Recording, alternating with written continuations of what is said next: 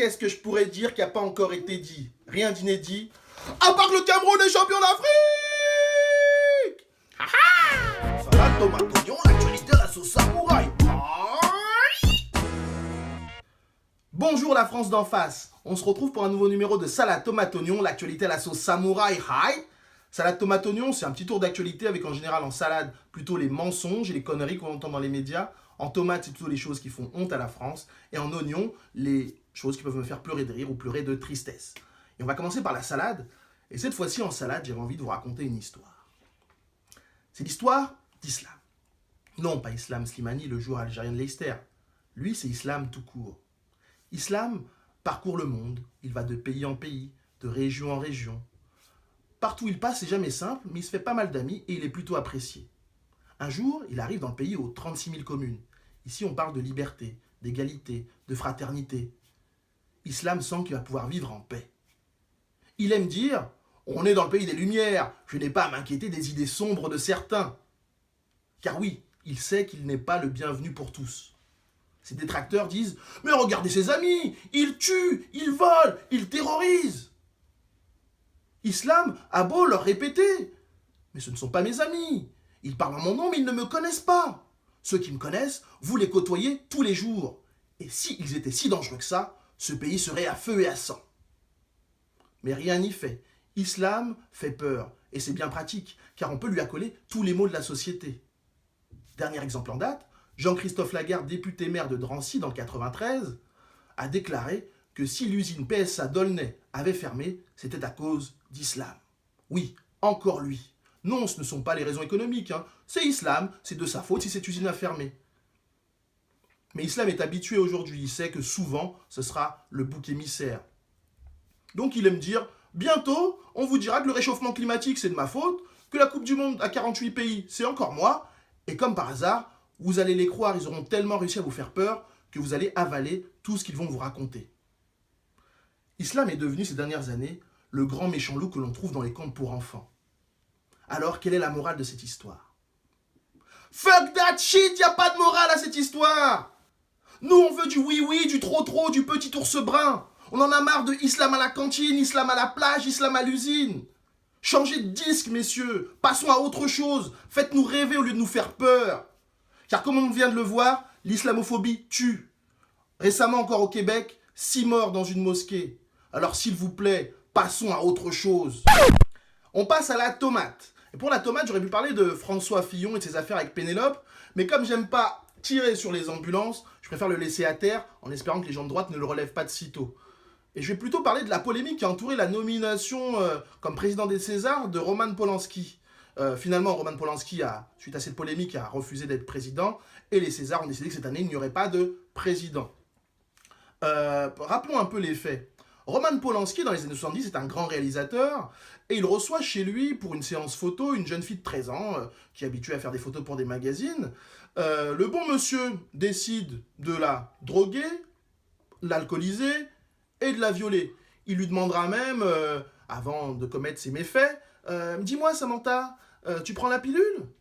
Elle répond non. « Bon, bah dans ce cas-là, on va passer par derrière. » Voilà un peu ce personnage-là, Roman Polanski, grand réalisateur pour certains, voilà un peu les mœurs particulières de ce personnage. Donc, aux États-Unis, il est arrêté, il reconnaîtra les faits, qu'il a bien donc eu un rapport sexuel non consenti avec cette jeune fille. Il va tenter d'abord de faire des accords, il va penser qu'il va pouvoir esquiver la prison. Quand il va sentir que finalement il devra peut-être aller en prison suite à un procès, il va partir et venir se réfugier en France. Et depuis, la France le protège. Jusqu'encore récemment, tout le monde s'est indigné de la polémique suite à sa nomination comme président des Césars. Et la palme d'or de la pire défense de Polanski est attribuée à Alain Finkielkraut. Alain Finkielkraut a quand même dit, c'était en 2009 certes, mais c'était autour de cette affaire-là, que à 13 ans, cette jeune fille n'était pas une enfant. Il est sérieux, lui? À 13 ans, t'es pas une enfant?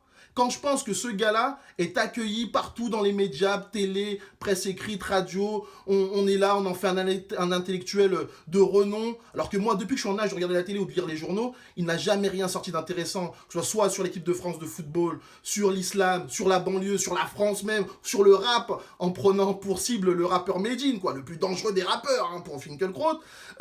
Donc voilà, à un moment donné, je pense que quand ton niveau de connerie est supérieur à ton niveau d'intelligence, voilà, donc comme ça plutôt, il faut prendre ta retraite médiatique et rester dans ton mouroir qu'est l'Académie française. Je me demande même comment il a fait pour atterrir à l'Académie française quand on sort autant de bullshit.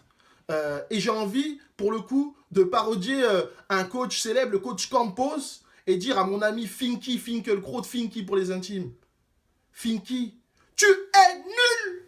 Tu es trop nul! Tu es l'intellectuel le plus nul que la France n'ait jamais connu. Tactiquement, techniquement, même les choix, tu es nul! Finky, reste chez toi, dors, réfléchis beaucoup.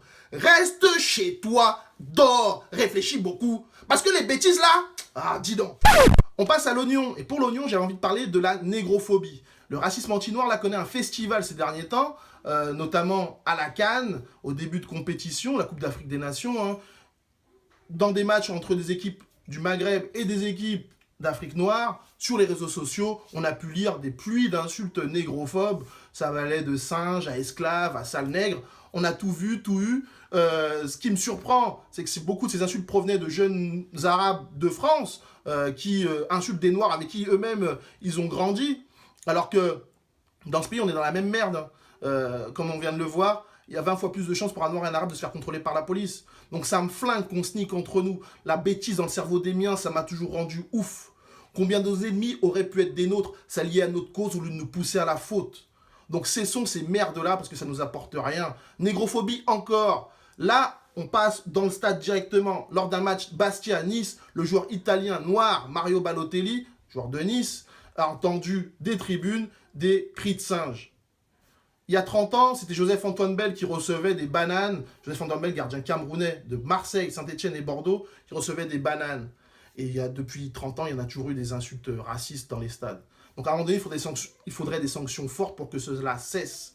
Donc j'espère que la fédération, la ligue de football va faire quelque chose enfin. Négrophobie ou négrophilie, là je sais plus trop. C'est un ancien trader qui a décidé de rouvrir un cabaret dans Paris. Il a décidé de l'appeler le bal nègre. Oui, le bal nègre. Parce que pour lui, ça lui rappelle les années folles, les années 20, les années où Joséphine Baker dansait avec une banane autour de la taille, les années où la France était une colonie et qui mettait les Noirs plus bactères, les années où il y avait même un zoo humain en 1931 lors de l'exposition universelle. C'est ces années-là qui font fantasmer ce gars-là. Il a décidé d'appeler ce bal le bal nègre. Ah, j'entends dans mon oreillette qu'il a finalement changé d'avis. Le bal ce cabaret va changer de nom, va pas s'appeler le bal nègre, mais peut-être le bal de la rue Blomet. Et donc, grâce à la mobilisation de beaucoup, notamment beaucoup de femmes noires, donc big up mes sistas, vous êtes les meilleurs, le patron de cet endroit-là a changé de nom. Négrophobie encore, car la négrophobie tue. Rest in peace, repose en paix, Pathé Sabali, qui, à Venise, s'est noyé sous le regard des badauds qui riaient et l'insultaient. Voilà aujourd'hui ce que c'est la négrophobie. La négrophobie tue. Et ne nous étonnons pas, dans les affaires Adama Traoré ou les affaires du petit Théo à Aulnay-sous-Bois, il y a de la négrophobie qui va avec. J'ai envie de terminer avec cette phrase de Frantz Fanon, qu'on peut retrouver dans ce livre, Peau noire, masque blanc. Si vous n'avez pas encore lu Frantz Fanon, lisez-le et comprenez-le. Frantz Fanon a dit « Pour nous, celui qui adore les nègres est aussi malade que celui qui les exècre. » Salade tomate oignon, actualité à la sauce samouraï. Hi.